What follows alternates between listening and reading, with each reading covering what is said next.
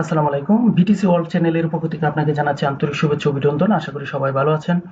আপনারা জানেন যে এই বিটিসি ওয়ার্ল্ড চ্যানেল কিন্তু ক্রিপ্টো মার্কেটের বিভিন্ন ট্রেডিং স্ট্র্যাটেজি নিয়ে আলোচনা করে এবং বিভিন্ন পটেনশিয়াল কয়েন আপনাদের সাথে কিন্তু শেয়ার করে এবং মার্কেটের বিভিন্ন সেন্টিমেন্ট এবং বিভিন্ন গুরুত্বপূর্ণ নিউজ কিন্তু আমরা অ্যানালাইসিস করি এবং বিভিন্ন এপিসোড কিন্তু আমরা চালু করি। সো আপনি জানেন যে এগুলো ব্যবহার করে ক্রিপ্টো মার্কেট থেকে কিন্তু ভালো পরিমাণ আর্নিং করার একটা সুযোগ রয়েছে। তাই অবশ্যই কিন্তু আমাদের বিটিসি ওয়ার্ল্ড চ্যানেলটি সাবস্ক্রাইব করে তার পাশেই থাকবেন। তো আপনারা জানেন যে আমরা কিন্তু গত 6টি পর্ব কিন্তু ইতিমধ্যে আমরা শেষ করেছি। এখন কিন্তু আমরা 7ম পর্বে রয়েছি। তো আমাদের প্রথম যে পর্ব ছিল তা ছিল ইরান এবং ইসরায়েল যুদ্ধের ফলে ক্রিপ্টো মার্কেটের উপর কিরকম প্রভাব পড়তে পারে। দ্বিতীয় পর্ব ছিল জেরুমি পাওয়েল রেড কার্ড করলে কি হবে, না করলে কি হবে, অর্থাৎ রেড কার্ড সম্পর্কিত কিন্তু বিস্তারিত আলাপ আলোচনা কিন্তু আমরা করেছিলাম দ্বিতীয় পর্বে। এবং তৃতীয় পর্বে কিন্তু ইলন মাস্ক এবং ডোনাল্ড ট্রাম্পের মধ্যে যে টুইট যুদ্ধ, এর ফলে ক্রিপ্টো মার্কেটের উপর কিরকম প্রভাব পড়তে পারে তা নিয়ে আলোচনা ছিল।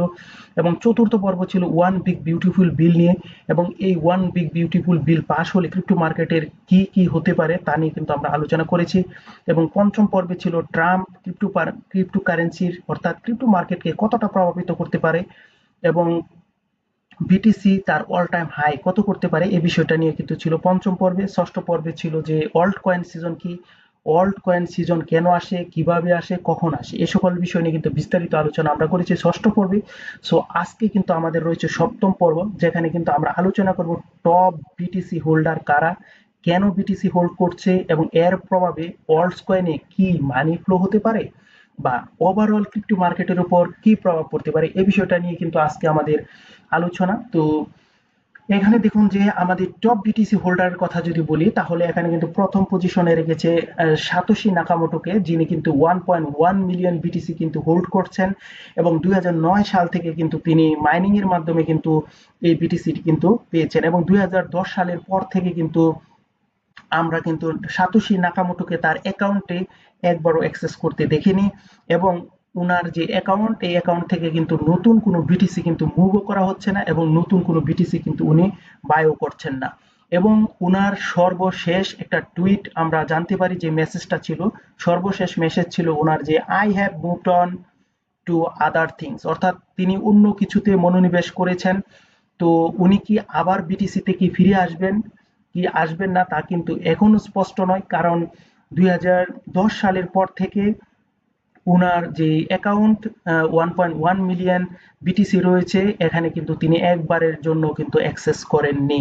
তো আমাদের দ্বিতীয় পজিশনে যে রয়েছে, এখানে একটা কথা বলে রাখা ভালো যে ভালো যে বিটিসিতে যেহেতু সাটোশি নাকামোটো তার অ্যাকাউন্ট অ্যাক্সেস করেনি, সো এখানে কিন্তু বিটিসির যে স্বল্পতা আপনারা জানেন 21 মিলিয়ন, এখন কিন্তু যদি উনি না আসেন তাহলে কিন্তু এর স্বল্পতা আরো কমে যাবে, ফলে বিটিসির প্রাইস কিন্তু আরো বেড়ে যাবে। দ্বিতীয় পজিশনে যেটা রয়েছে বাইন্যান্সে কিন্তু 5,50,000-এর উপরে, অর্থাৎ কেউ কেউ মনে করেন যে 6,32,000 বিটিসির মতো কিন্তু ওরা রেখেছে। এবং আপনারা জানেন বাইন্যান্স কিন্তু ক্রমাগত বিটিসি বাই করে চলেছে এবং বাইন্যান্স কিন্তু 2013 সাল থেকে কিন্তু এই বিটিসি হোল্ড করছে এবং এখনো কিন্তু ওরা বিটিসি বাই করে যাচ্ছে। তৃতীয় পজিশনে রয়েছে আমাদের ব্ল্যাক রক, জানেন পৃথিবীর সর্বশ্রেষ্ঠ এবং বৃহত্তম আর্থিক প্রতিষ্ঠান হচ্ছে গিয়ে ব্ল্যাক রক। আপনারা জানেন ব্ল্যাক রক কিন্তু 5,30,000 বিটিসি কিন্তু হোল্ড করছে ইতিমধ্যে। এবং আপনারা জানেন যে 11 জানুয়ারি 10 জানুয়ারি 2024 সালে কিন্তু বিটিসির ইটিএফ কিন্তু ব্ল্যাক রক অ্যাপ্রুভ করে এবং 11 জানুয়ারি থেকে কিন্তু বিটিসিতে কিন্তু মানি ইনফ্লো হওয়া শুরু করে। সো বিটিসি কিন্তু 2024 সাল থেকে কিন্তু এই ক্রিপ্টো সেক্টরে কিন্তু প্রবেশ করে এবং এটা কিন্তু ক্রিপ্টো মার্কেটের জন্য বলতে পারেন one of the best success.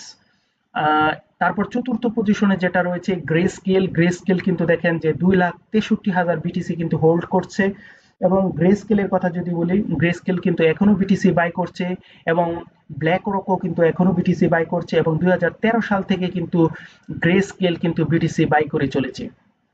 পঞ্চম পজিশনে রয়েছে জানেন মাইকেল সেইলুরের মাইক্রো স্ট্র্যাটেজি, এখানে কিন্তু উনি 4,02,000 কিন্তু বিটিসি বাই করেছেন এবং ওভারঅল কিন্তু তিনি আরো বিটিসি বাই করছেন। তারপরেও যদি বলতে হয় তাহলে কিন্তু ষষ্ঠ পজিশনে রয়েছে বিটফিনিক্স, 2019 সালে কিন্তু মার্কেটে এসেছে এবং সপ্তম পজিশনে রয়েছে ইউএস গভর্নমেন্ট এবং ইউএস গভর্নমেন্ট প্রায় 2 লাখ বিটিসির মতো কিন্তু হোল্ড করে রেখেছে। আর এই সকল বিটিসি কিন্তু ইউএস পেয়েছে, যে আপনারা জানেন যে সিল্ক রুটের যে কেলেঙ্কারি ছিল, এখানে কিন্তু এখান থেকে জব্দ করেছে। এবং এটা আপনাদের জানিয়ে রাখা ভালো যে ইউএস গভর্নমেন্ট কিন্তু নতুন করে বিটিসি ক্রয় করে না, বরং বিভিন্ন অপরাধের সাথে সংশ্লিষ্ট যদি থাকে তাহলে ওই সকল ক্ষেত্র থেকে কিন্তু তারা বিটিসি ওদের জন্য, নিজেদের জন্য কিন্তু রেখে দেয়। সো এভাবেই কিন্তু বলতে পারেন যে ইউএস প্রায় 2 লক্ষ প্লাস বিটিসি কিন্তু হোল্ড করে আছে। এখন সপ্তম পজিশনে, অষ্টম পজিশনে কিন্তু রয়েছে চায়না, এবং চায়না কিন্তু 2019 সাল থেকে কিন্তু বিটিসি হোল্ড করছে, এবং 1,90,000 বিটিসি কিন্তু অলরেডি ওরা বাই করেছে। নবম পজিশনে কিন্তু রয়েছে ফাইডেলিটি, এবং 2020 সাল থেকে কিন্তু ক্রিপ্টো মার্কেটে রয়েছে, এবং 1,76,000 বিটিসি কিন্তু ওরা বাই করেছে। এবং দশম পজিশনে কিন্তু রয়েছে ব্লক.ওয়ান, এবং 2017 সাল থেকে কিন্তু তারা বিটিসি বাই করছে, এবং 1,40,000 বিটিসি কিন্তু ইতিমধ্যে ওরা হোল্ড করছে। তো এই ছিল কিন্তু টপ বিটিসি হোল্ডার। এবং এখানে একটা বিষয় আপনাদের অবশ্যই জেনে রাখা ভালো যে বিটিসির কি ফিউচার আছে কিনা, এই বিষয়টা নিয়েও আমরা বলবো। তো চলুন আপনাদেরকে কিন্তু আমরা কয়েকজন বিখ্যাত ব্যক্তির টুইট আপনাদের সাথে কিন্তু আমরা শেয়ার করব। তো চলুন আমরা গুরুত্বপূর্ণ টুইটগুলো একটু দেখে নিই। এখানে দেখুন মাইক্রো স্ট্র্যাটেজির যে সিও মাইকেল সেলর, উনি কি বলেছেন, when banks finally bless bitcoin and the experts agree it is good idea, everyone will want to buy it, no one will need to sell it, and you won't be able to afford it. এখান এই যেই আমরা মেসেজটা দেখলাম, এই message দিয়ে বোঝানো হচ্ছে যে যখন ব্যাংকগুলো বিটকয়েনকে আশীর্বাদ মানে পজিটিভ ভাবে নেবে, এবং এক্সপার্টরা বলবে যে হ্যাঁ এটা ঠিক আছে, তখন কিন্তু প্রত্যেকেই কিন্তু বিটিসি বাই করতে থাকবে, তখন কিন্তু বিটিসি বাই করার মতো ক্ষমতা মানুষের থাকবে না। এটা কিন্তু বলছেন টপ বিটিসি হোল্ডার মাইক্রো স্ট্র্যাটেজির সিও। সো আপনি বুঝতে পারছেন যে বিটিসির মধ্যে যে পটেনশিয়াল না থাকতো তাহলে কিন্তু এত বিগ অ্যামাউন্ট কিন্তু বিটিসি মাইকেল সেলো সহ টপ ইনভেস্টররা কিন্তু এখানে ইনভেস্ট করতেন না। সো অবশ্যই এখানে কিন্তু পজিটিভ একটা বিষয় রয়েছে। তারপর আপনাকে যদি আরেকটা নিউজ আপনাকে দেখা, এখানে দেখুন নেভার সেল ইউর বিটকয়েন। দেখুন এখানে কিন্তু কয়েন টেলিগ্রাফের যে মাইকেল সেলোর একটা কমেন্টস করেছেন, নেভার সেল ইউর বিটকয়েন, অর্থাৎ আপনার বিটকয়েন কখনো সেল করবেন না। সো আপনি বুঝতে পারছেন, এবং এটা কিন্তু সাম্প্রতিক টুইট, দেখছেন যে ফেব্রুয়ারি 2025 সালের কিন্তু এই টুইটটা। সো বুঝতেই পারছেন যে আসলে ক্রিপ্টো মার্কেটে যদি পজিটিভ কিছু না থাকতো তাহলে কিন্তু অবশ্যই এ ধরনের টুইট করতেন না। এবং আপনারা জানেন ইউএস গভর্নমেন্ট কিন্তু ক্রমাগত বিটিসির উপরে কিন্তু মনোনিবেশ করার চেষ্টা করছে, অর্থাৎ ওভারঅল ক্রিপ্টো মার্কেট কিন্তু পজিটিভ মুভমেন্টের দিকে যাচ্ছে, এবং বিভিন্ন দেশ কিন্তু বিটকয়েনের উপরে আসছে। এবং আপনারা জানেন যে জাপান, এবং জাপানের যে মেটা প্ল্যানেট, সেটাও কিন্তু ক্রমাগত বিটিসি বাই করে চলেছে। সো ওভারঅল যখন বড় বড় ক্রিপ্টো হোল্ডার্সরা বিটিসি ক্রমাগত বাই করতে থাকে তখনই কিন্তু মার্কেটে আমরা আরো পাম্প দেখতে পারি। সো এখন যে প্রশ্ন হচ্ছে বিটিসি কি অল টাইম হাই ক্রিয়েট করতে পারবে পুনরায়, বা বিটিসি কি ডেথ হয়ে যাবে, এ সকল কোয়েশ্চেন আমরা অ্যান্সার করব। তার আগে কিন্তু অবশ্যই আমরা আপনাদেরকে বিটিসির যে চার্ট রয়েছে, চার্টটার সাথে আপনাদেরকে কিন্তু একটু পরিচয় করে দিব। বিটিসির চার্টের দিকে যদি আপনি একটু লক্ষ্য করুন, আপনি দেখবেন যে এটা কিন্তু একটা বুলিশ ট্রেন্ড আমরা লক্ষ্য করছি। দেখুন যে নিচ থেকে কিন্তু ক্রমাগত সে শুধু পাম্প করেই চলেছে, পাম্প করেই চলেছে। সো এটা কিন্তু আপ ট্রেন্ড মুভমেন্ট আপনি দেখতে পারেন, এবং কোনো ধরনের অ্যাসেটের কিন্তু এরকম পাম্প আপনি কখনো দেখবেন না। এবং এটা কিন্তু কতটা পাম্প দিয়েছে, কতটা প্রফিট মানুষকে দিয়েছে, তা কিন্তু আপনি এই যে কার্সারের এখানে দেখতে পারেন, 3, 3, 6, 7, 8, 9। বুঝতেই পারছেন 173,23,385,% পাম্প কিন্তু এটা দিয়েছে। সো বুঝতেই পারছেন যে কি ধরনের প্রফিট মানুষ এখান থেকে করেছে। এবং এটা যদি পজিটিভ না হতো তাহলে কিন্তু অবশ্যই ব্ল্যাক রকের মতো প্রতিষ্ঠান কিন্তু এখানে ইনভেস্ট করতো না। এবং অনেকেই কিন্তু জানেন যে যে বিটিসি কে কিন্তু ডিজিটাল গোল্ড বলা হয়, এবং ইউএস কিন্তু বলেছে যে ইউএস কে কিন্তু ক্রিপ্টো ক্যাপিটাল বানাতে চায়। এবং আপনারা জানেন দুবাই সহ বড় বড় দেশ কিন্তু অবশ্যই ক্রিপ্টোর উপরে কিন্তু মনোনিবেশ করেছে। এখন প্রশ্ন হচ্ছে বিটিসি অল টাইম হাই কি ক্রিয়েট করতে পারে? তো আমরা বিভিন্ন এআই টুলস এবং বিভিন্ন অ্যানালাইসিস প্লাস ওয়েবসাইট থেকে জেনেছি অবশ্যই বিটিসি কিন্তু ভালো কিছু করবে, এবং নেক্সট বুল রানে কিন্তু, অর্থাৎ 2028 সালের যে বুল রান থাকবে ওই অবস্থায় কিন্তু কেউ কেউ বলছেন যে এখানে কিন্তু $1 মিলিয়ন কিন্তু বিটিসি হিট করার সম্ভাবনা রয়েছে। আমরা 2050, 40, 30-এর কথা বললাম না, আমরা সেকেন্ড, তারপর যে পঞ্চম যে বিটিসি হাল্ভিং হতে যাচ্ছে এই বিষয়টা কিন্তু আপনাদেরকে একটি নির্দেশনা দেওয়া হলো। আশা করি বুঝতে পারছেন যে বিটিসি তার অল টাইম হাই। এখন কিন্তু আপনাদের মধ্যে একটা কোয়েশ্চেন থাকতেই পারে যে বিটিসি হয়তো অল টাইম হাই ক্রিয়েট করতে পারবে, অন্য অন্য অল্টস কয়েন গুলো কি সেই পজিশন বা হাইপ তৈরি করতে পারবে বা পাম্প তৈরি করতে পারবে, এই ধরনের কোয়েশ্চেন আপনার মনে থাকা স্বাভাবিক।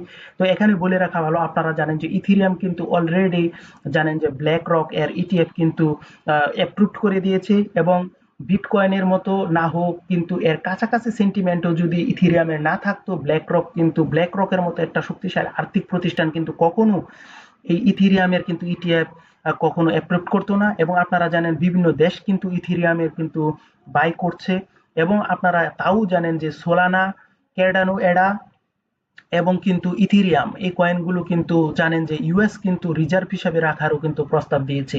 সো বুঝতেই পারছেন যে যদি বিটিসি ছাড়া অন্য অন্য কয়েনগুলো পারফরমেন্স অর্থাৎ আশা না থাকতো, তাহলে কিন্তু ডোনাল্ড ট্রাম্প বা ইউএস কিন্তু এই ধরনের পদক্ষেপ নিত না, এবং অন্য অন্য দেশও কিন্তু নিত না।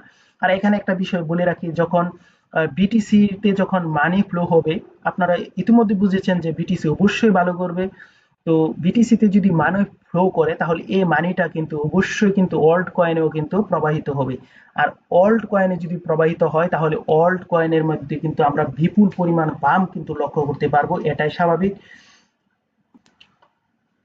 আর এখানে আরো বলে রাখা ভালো যে ইথিরিয়ামের মতো যদি একটা স্ট্রং প্রজেক্ট, সিকিউর প্রজেক্ট হয়, এবং ওয়ার্ল্ডস কয়েনটা যদি অবশ্যই ফান্ডামেন্টালি খুবই স্ট্রং হয়, তাহলে কিন্তু অবশ্যই সেই ওয়ার্ল্ডস কয়েনের একটা ফিউচার রয়েছে, যেমনটা আমরা সুইস সোলানাতে দেখেছি, আপনারা দেখেছেন বিএনবি কয়েনের মধ্যে।